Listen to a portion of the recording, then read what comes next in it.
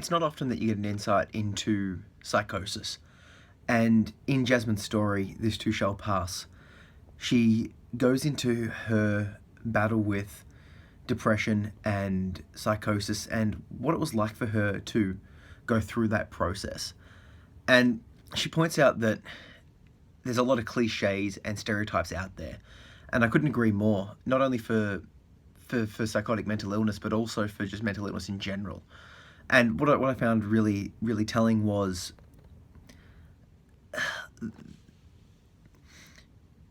if you're unsure of what's happening in reality, then it's almost impossible to get help because you're requiring help from something external that you no longer trust. So there's this sort of catch-22 between trying to get help and not believing what you're seeing and what's happening in reality.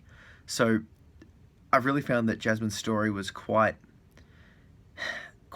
telling of what someone suffering would go through. And I'm really appreciative that she chose to share her story because I think a lot of people, it's more common, like she said, it's more common than people think, and therefore a lot of people are probably suffering with this to various degrees, obviously, but probably suffering in silence. And when someone like Jasmine shares her story, it really helps to open up lines of communication and enable people to get support and see that their thought processes